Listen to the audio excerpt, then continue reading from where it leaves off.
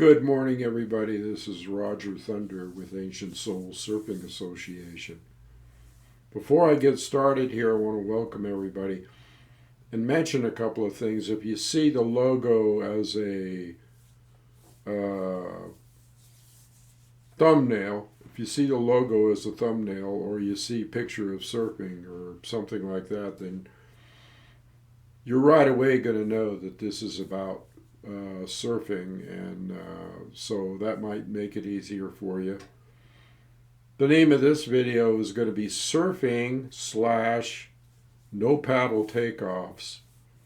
And so today I'm going to discuss how to get into a wave, how to judge waves, how to try to expend as little energy as possible. I mean, if you're out there and you're wanting to have fun, you want to conserve your energy. And so also you want to have a fun time and just make everything fluid and smooth. So I'm going to cover how to get into a wave with little or no paddling or a no paddle takeoff.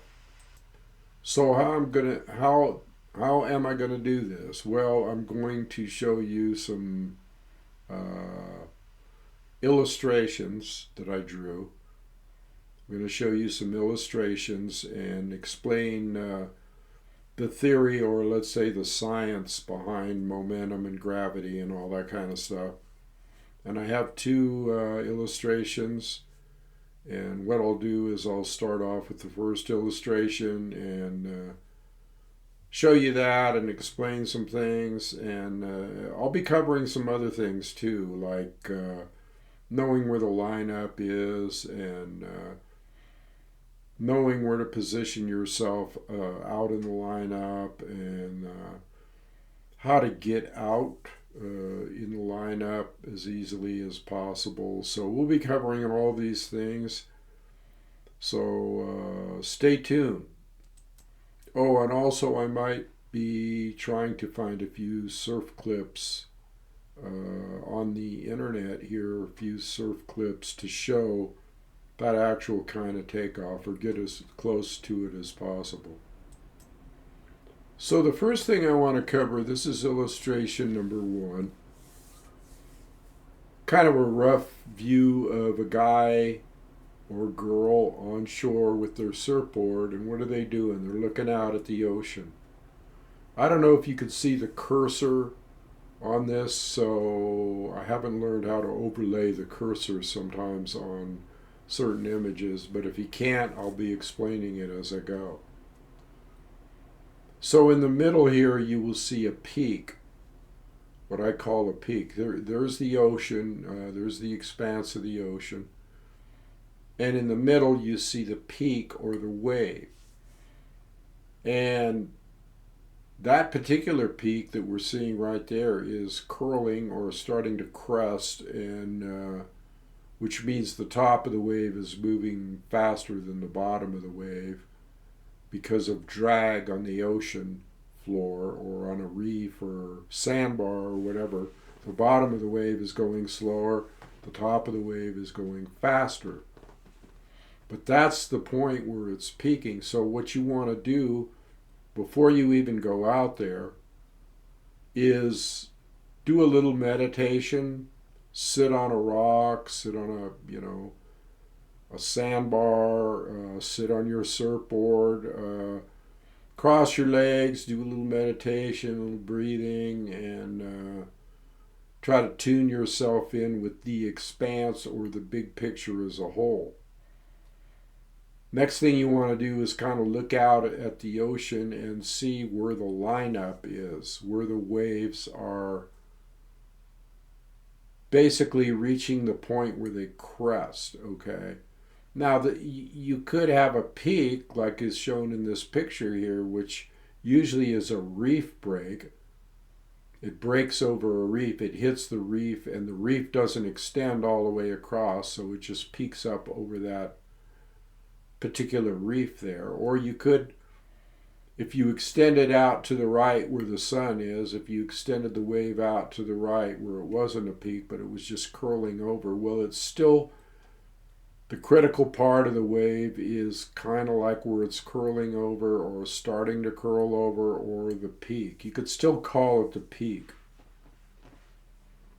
So first thing you want to do is just relax and check out where the peaks are, where the waves are coming in.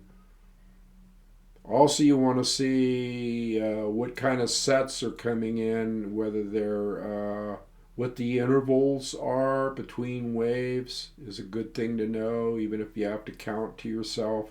Every time a wave breaks, count to yourself in seconds. Well, how much longer does it take the second wave in the set to break, or the third wave?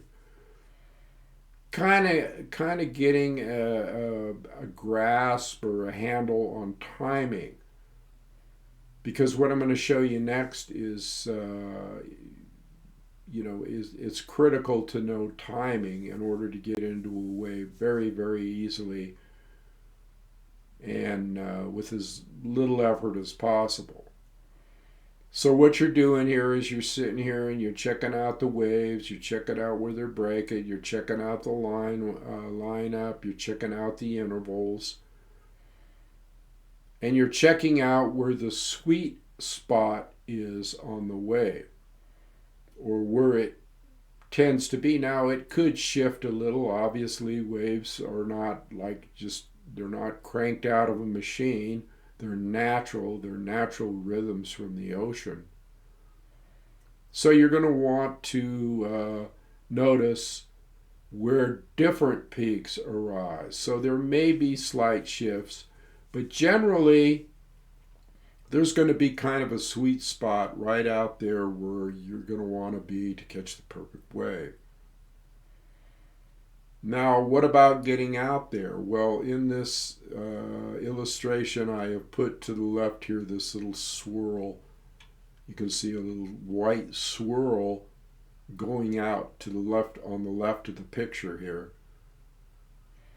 which indicates a riptide. So when the wave comes in and breaks, it shoves a lot of water into shore. Well, that water, when shoved into shore, has to go back out to sea. It has to have a way to get out. So sometimes you'll have a slight riptide, or let's just say, if it's not super rip, it could be just a flow, like a river going out. You got waves coming in and a river going out. So there you are. You're getting the whole picture. You're doing a little bit of meditation. You're tuning in your senses of sight, hearing, touch, smell, all that stuff, to the complete vibration and the sound. And even sound is very useful when you're getting ready for a session. Okay, when you're getting ready to go out and join with the oneness of the ocean, be a oneness with the ocean, Moana. In Hawaiian, it is known as Moana, or the sea, or the pathway to the sea would be Ala Moana. So that's what you're going to want to do before you even go out. Get acclimated, get used to the environment, get tuned in, tune your senses in, do some breathing techniques, do some meditation. And I'm talking this because it's part of yoga, and it's part of my book on yoga, which I'll just flash up here real quick. The Way of the Wave, Surfing in Yoga, available at Amazon. And I cover a whole lot of things in this book that pertains to or helps with what I'm talking about here. But let's get back to here. So let's go to our next illustration here, if I can. Let me see here. Oh, that's the Ancient Soul Surfing logo, which I can talk about later. But let's see if we can get... okay, here's the first illustration. Now, this is in concern to being able to catch a wave being able to get into a wave with either little or no paddling, as you know, as few paddles as you can possibly get away with. And I'm going to show you how to do this. And it's all about timing. Keep that in mind. It's about timing, it's about gravity, and it's about momentum. Timing, gravity, and momentum. So what I recommend, the way, my technique is, so here you are sitting on your board. You're sitting on your board and the swell is moving in towards you. Now, as you're sitting on the board, notice the nose of the board is facing up. And let's say this is like a 6-foot guy on a 9-foot board or a 9.3 or something like that. We'll just take that as an example. It could be shorter, could be a shorter board, but that's not going to be as useful if it's real short, and I'll explain to you why. My preference for a little longer and a little heavier board is not just because it's a long board, dude. It has advantages, all right? So if you're new to surfing, you might want to take this into consideration. And if you've been in it a while, well, also take it into consideration. So here's a guy sitting on a board, a guy or a girl, and they're sitting on their board. And they got their hands around the rails of the board. But the board's nose is facing up. It's say like almost like a 45-degree angle, and they're sitting on the tail block, or they're sitting closer to the tail block.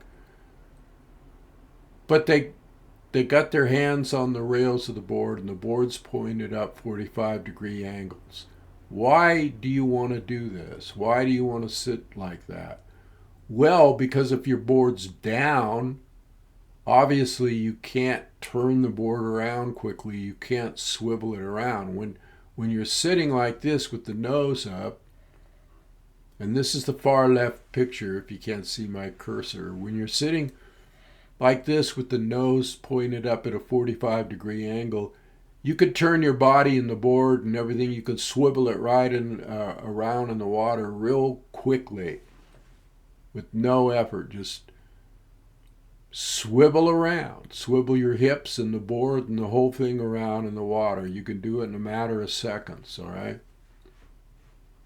That's why we start off with that angle of the board. So here you are, and you're seeing the wave. You're seeing a swell, which is not yet a cresting wave.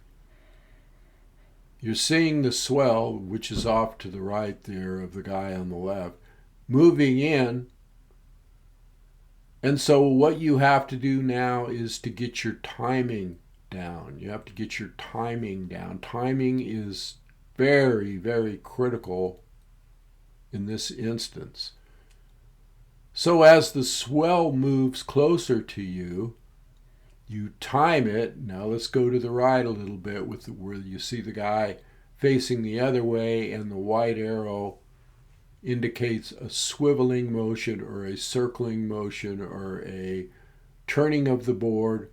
With the nose is still up here, but you're turning the board facing the shore, anticipating with your timing on feeling the swell raise you up. You're starting to feel the swell, and look at the arrow on the swell. What is that? That white arrow is the swell's momentum. It's the momentum of the swell, or the energy that is moving through the water. Basically, that's momentum. And as you're swiveling your board around, facing the shore, you're getting ready to feel. It's a feeling. It's a very sensitive feeling that you're feeling yourself rising up. You're feeling the swell and the momentum of the swell starting to hit you. Now, at this very instant, since you have your board, the nose of your board still up there, we'll go over to the right and we'll see what happens next. So as the swell hits you, and of course we got the two arrows here, the component of momentum is the arrow that's in the wave, and then the arrow that's from the top shows the lowering of the nose. The lowering of the nose. Notice the surfboard has lowered and the nose is facing down now. And that incline of how far the board or the nose is facing down is probably going to be pretty close to the incline of the wave or the face of the wave or the swell. You can see it's not yet gotten to the point where it's cresting. It's starting to crest. So we're combining all these things together. We swivel around, first we see the swell coming, we see the timing, we swivel around just at the right time so that when the wave hits us, it lifts us up. And as it's lifting us up, we start to feel the push or the momentum of that wave, and we lower our nose. And at the same time that we lower our nose, this creates a momentous effect, a momentum, because as you're lowering your nose, you're also thrusting yourself maybe into the cobra position on the board, or you're getting ready to pop up. You're coming up on your arms and hands, and the upper part of your body is curled up with the waist still back on the board. That's called the cobra in yoga. That's called the cobra position.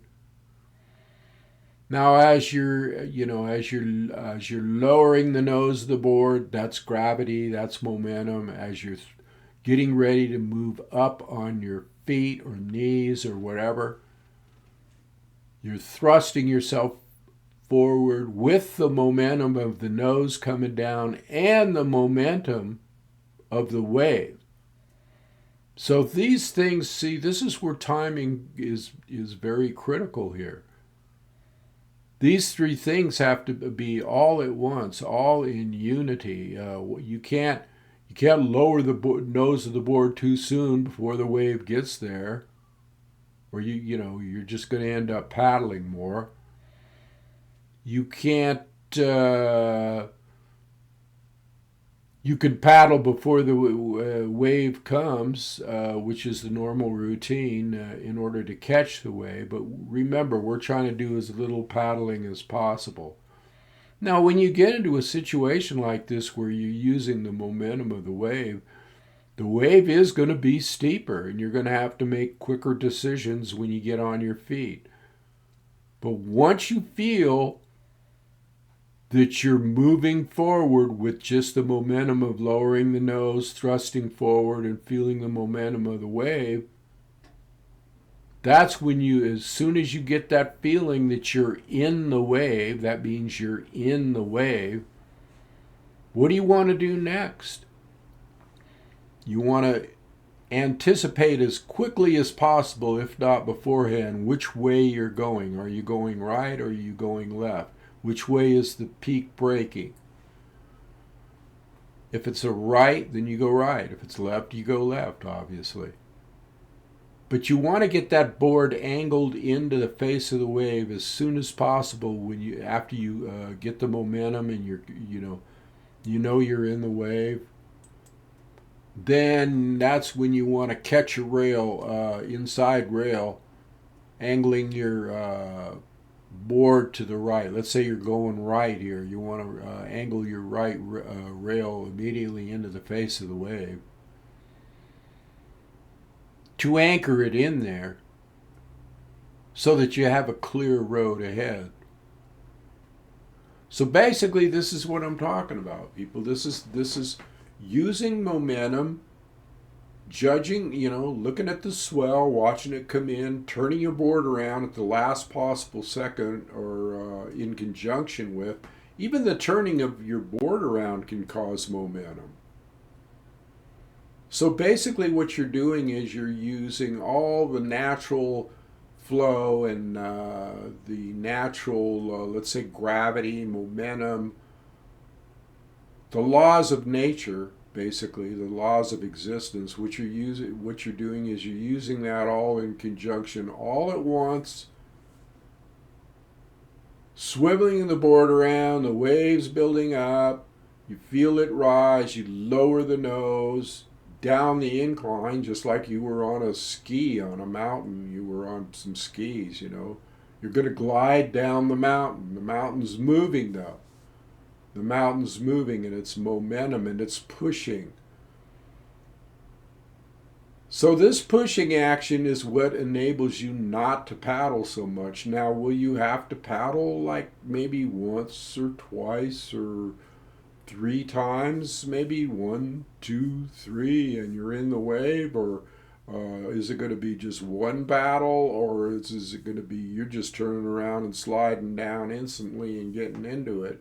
Well, it's all going to depend on your timing. It's all going to depend on your timing. So if your timing's impeccable, and you know, you'll get this after you practice it, like, 3 or 4 surf sessions. If this is in your mind and you practice it, you're going to be able to do it. You're going to be able to feel it. That's why it's so important to feel the environment around you, the surroundings, the sound, the waves, the movement, the water, using all your senses. So there you have it. That's how you get into, that's how you get into a wave. You have to use momentum, gravity, and timing. Momentum, gravity, and timing. It's just timing, people. And this is going to make things a lot easier for you. So I think I pretty much covered how you do that. Now we're going to look at a few clips here and check out and see. We're gonna watch. Let's see, what's the name of this video here? It is. Well, I think it's surfing at Halaiwa Bay. Not sure the name of it. And we got some. Looks like most of these are lady surfers.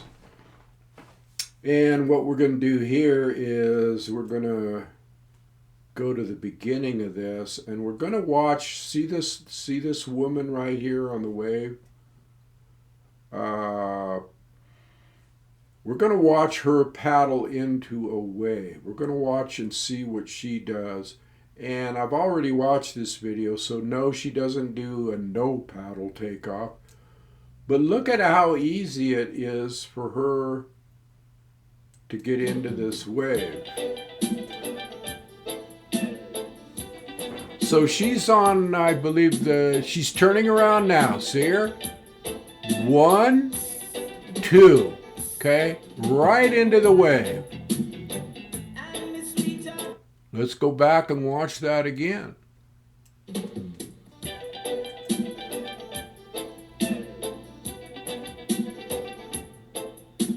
Turning around at the last minute, see? Incline of the wave, 1, 2 paddles, and she's in.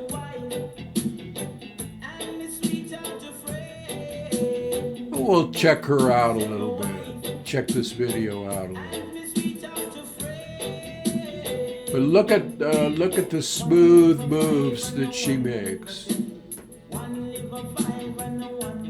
Here's another one. 1, 2, 3. She's having a little bit harder time, but she still gets in.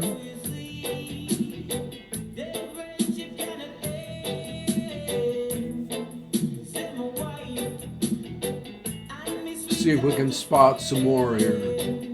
Okay, well, look at this. 1, 2, 3, 4, 5.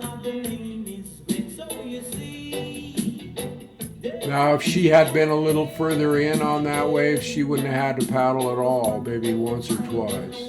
I like the yin yang sign on her board, I think. I think I saw that.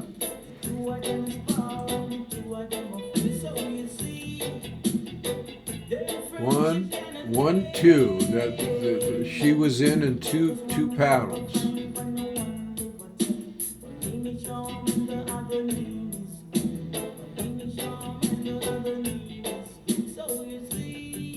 Just keep an eye on. Okay, here's that first one. Okay, she paddles. See, now that time she had to paddle a little bit harder to get into that wave because of the timing.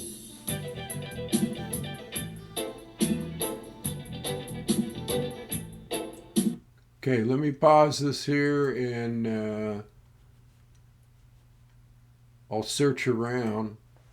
I'll search around here and while I'm talking to you and see if I can spot another takeoff here that I could show you.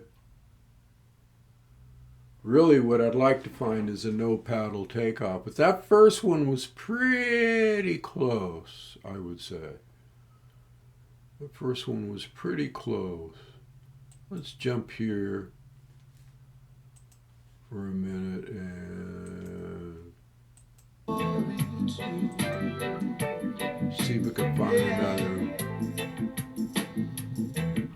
Didn't get to see the takeoff there.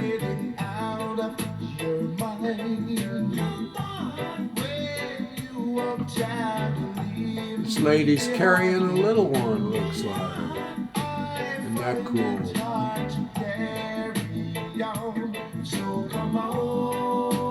The baby's surfing for it, even knows it. Yeah, I love it.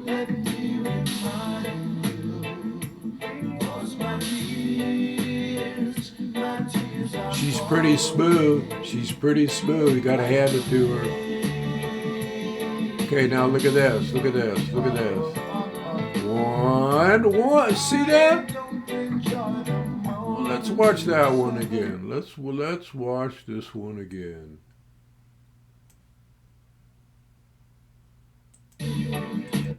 Let's watch this one again here. Here she is, okay.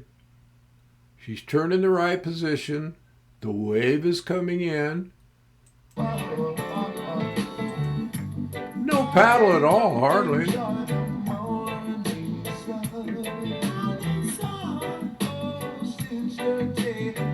That shows you the difference between somebody that is used. Now see, she didn't make that wave, the other girl. Timing is everything. Everything.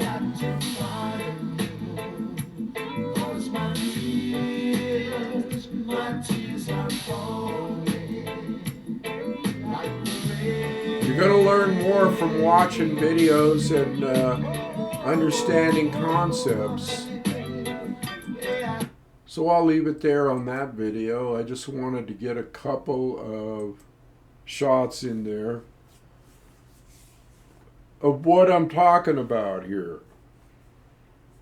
This is what I'm talking about. Using your timing, using your judgment, using your skills, using your awareness to get you into the wave almost miraculously. Almost miraculously. Why waste a lot of energy paddling all over the place, okay? You'll also notice in these clips that I just showed, if you want to go back and rerun them or whatever, you'll also notice that they're in the right position as far as, you know, the peak and where the wave is forming up and cresting, the middle spot, the middle zone there. You don't try to catch a wave too far out on the shoulder. You want to get right into that sweet spot. All right, I'm going to keep this video short here. So this is Thunder with the Ancient Soul Surfing Association, and I'll put that logo up real quick here. Ancient Soul Surfing Association, and my book is The Way of the Waves, Surfing and Yoga, available on Amazon. And I will put links to the book and